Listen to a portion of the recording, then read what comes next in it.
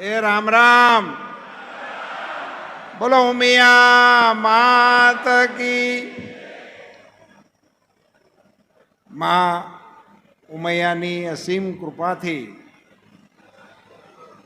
આપણા સન્માનીય પ્રમુખ શ્રી બાબુભાઈ પટેલ એમના નેતૃત્વમાં સમગ્ર રાજ્યમાં અને પટેલ સાહેબે કહ્યું એમ સમગ્ર વિશ્વમાં અનેક પ્રકલ્પો ઊંઝા સંસ્થાનના માધ્યમથી ચાલી રહ્યા છે. એ પૈકીના આપણા ગુજરાતના પાટનગર જેવા અમદાવાદની અંદર સોલા કેમ્પસની અંદર દીકરા દીકરીઓ માટે સુંદર મજાના આવાસની ઉત્તમ વ્યવસ્થા લોકાર્પણ કરવાના મંગલ કાર્યક્રમમાં મંચ પર બિરાજમાન સૌ મહાનુભાવો, માતાજીની કૃપાથી મંચ એટલું બધું મજબૂત અને મોટું છે કે હું આ બાજુ ફરીને ભાષણ કરું તોય હાલે એવું છે.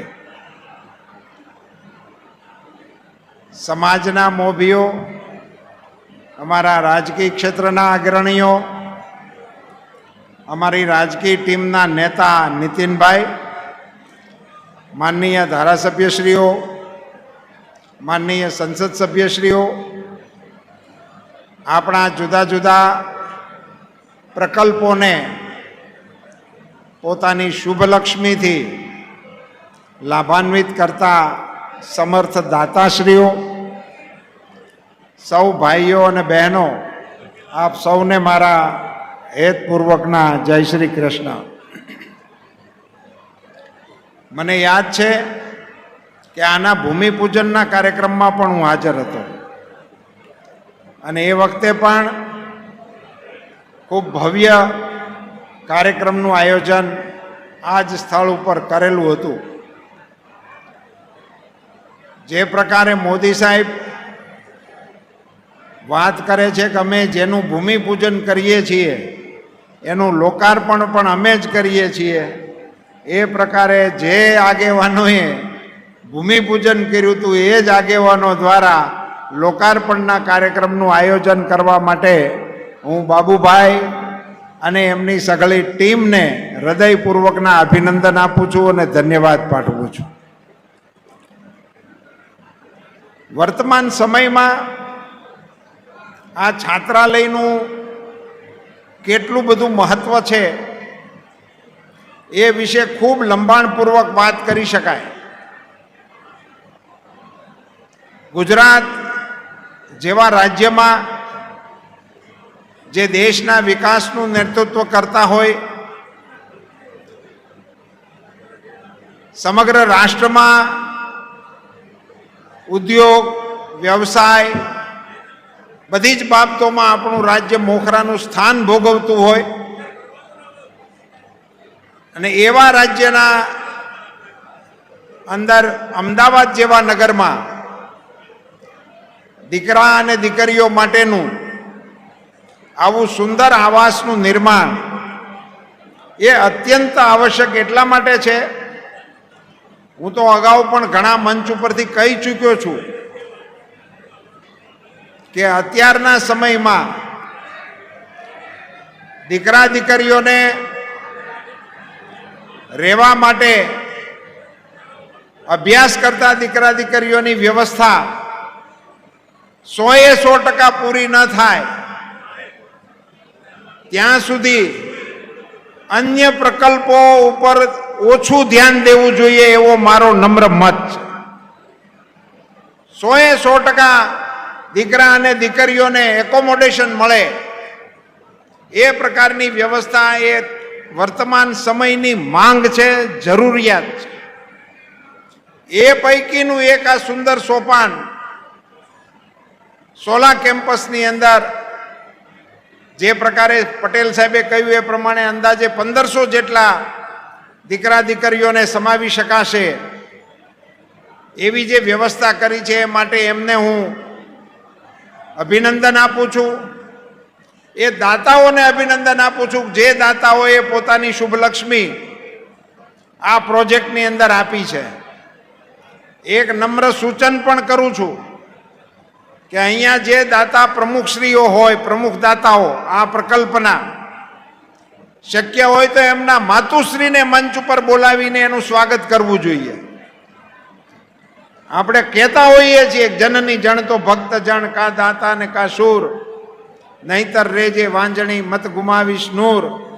તો એ માતાઓને વંદન કરું છું જેમણે આવા દાતાશ્રીઓને જન્મ આપ્યો અને જેનો લાભ આપણને મળી રહ્યો છે.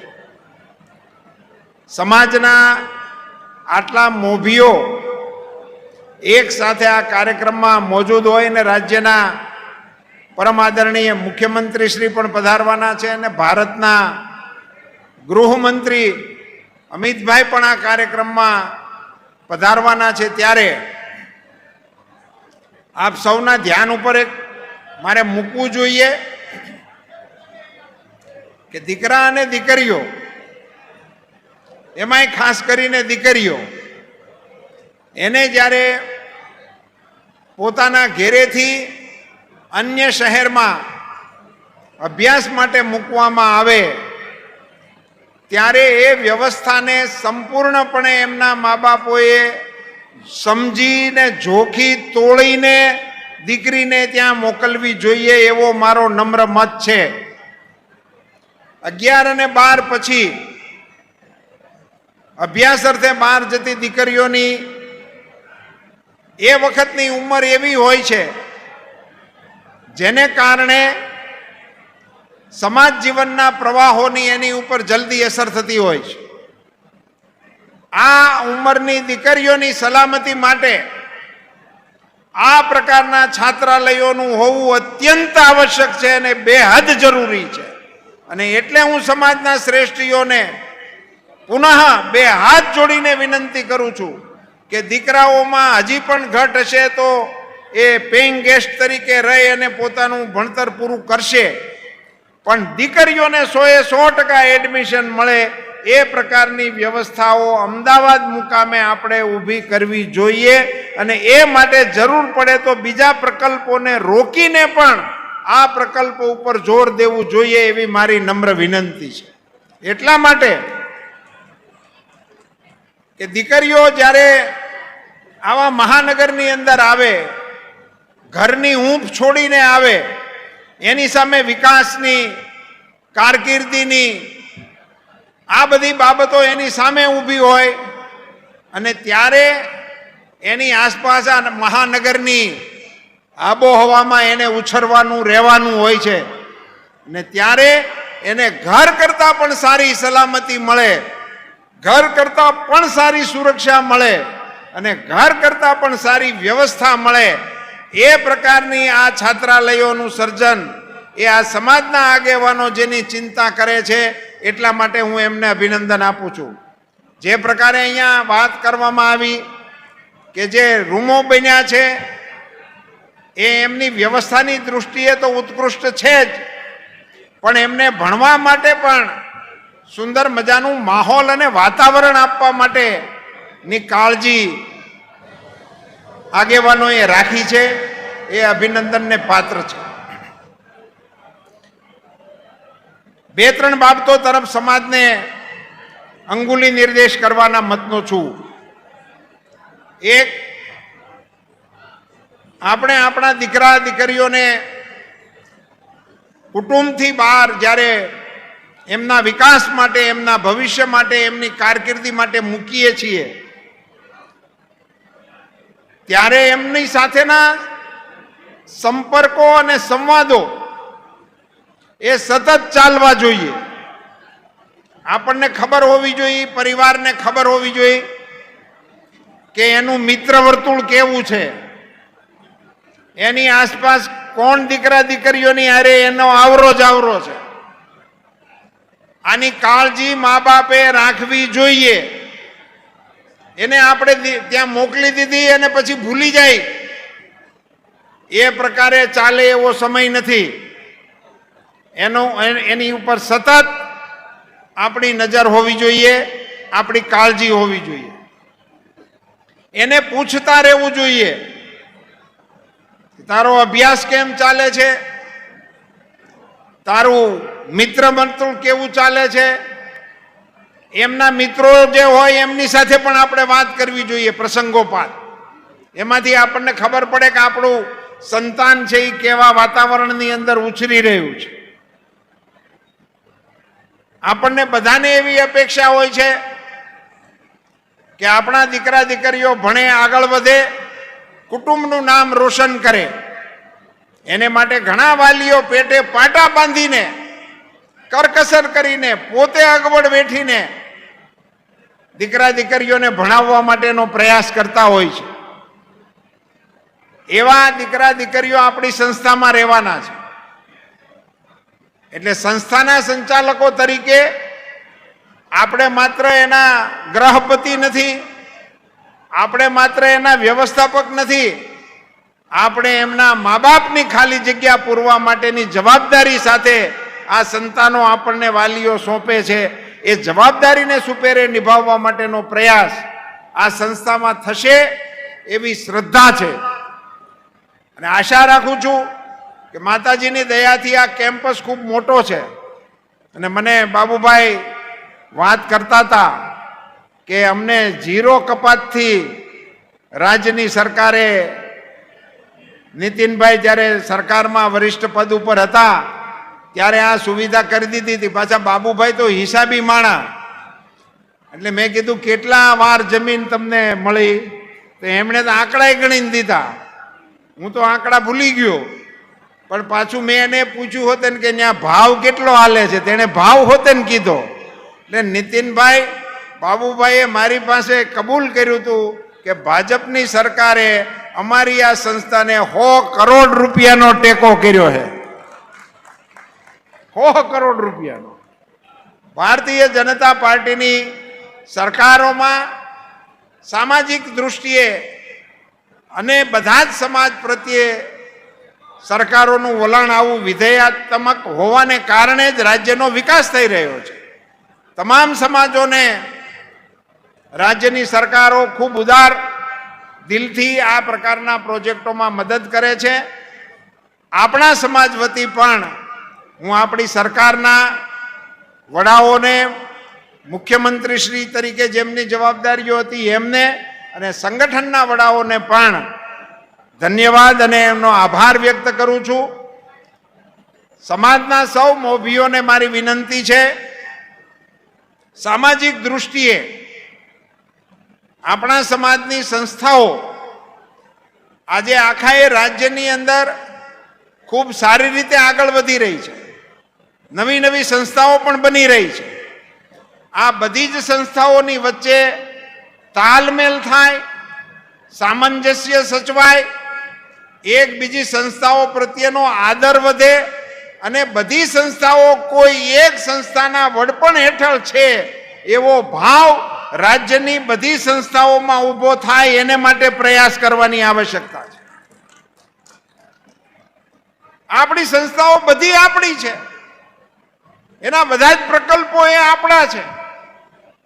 આજે હું કોઈ એક સંસ્થાને લઈને હાલું, બીજા કોઈ એક આગેવાન બીજી કોઈ એક સંસ્થાને લઈને હાલતા હોય, એમની જરૂરિયાત હશે તો એમણે એ વિચાર એનો અમલમાં મૂક્યો હશે.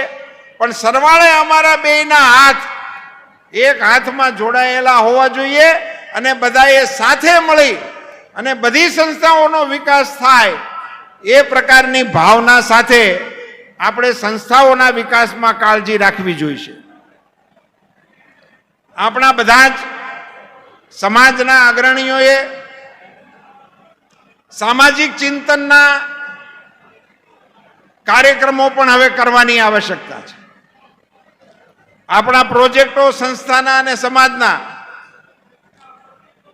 સુરેન્દ્ર કાકા આપણા કાર્યક્રમમાં પધાર્યા છે. હું આપણા સમાજ વતી સુરેન્દ્ર કાકાનું હૃદયપૂર્વક સ્વાગત કરું છું, એમને આવકારું છું. આપણા સંસ્થાઓના માધ્યમથી થાય કે અન્ય કોઈ રીતે થાય, પણ સામાજિક ચિંતન કરવા માટેનો પણ અત્યારે સમય પાકી ગયો છે. આપણા રિવાજો, આપણા વ્યવહારો, આપણા પ્રસંગો, આપણા સામાજિક સંરચનાના કાર્યક્રમો, આ બધી જ બાબતો ઉપર સમયોચિત ચિંતન કરીને એમાં આવશ્યક લાગે તો જરૂરી સુધારા વધારા કરવાની દિશામાં પણ સમાજે હવે સભાનતાપૂર્વક અને સક્રિયતાથી પ્રયત્ન કરવાનો સમય આવી ચૂક્યો છે. એવી નમ્રતાપૂર્વક આપ સૌના ધ્યાને વાત મૂકીને આપ સૌ સમાજના જે આગેવાનો જે છૂટે હાથે સમાજના પ્રકલ્પોમાં પોતાની શુભલક્ષ્મી વાપરે છે એ બધાને હૃદયપૂર્વકના અભિનંદન, ધન્યવાદ પાઠવીને મારી વાત પૂરી કરું છું. આ મંગલ કાર્યનો સાક્ષી બનવાની તક મને આપવા માટે આપણા ઊંઝા સંસ્થાનના પ્રમુખ તરીકે મુરબ્બી શ્રી બાબુભાઈ પટેલનો અંતઃકરણપૂર્વક આભાર માનું છું. એમને ધન્યવાદ પાઠવું છું અને સૌ આગેવાનોનો મારા હેતપૂર્વકના રામ રામ. આપ સૌને પણ જાજાથી રામ રામ.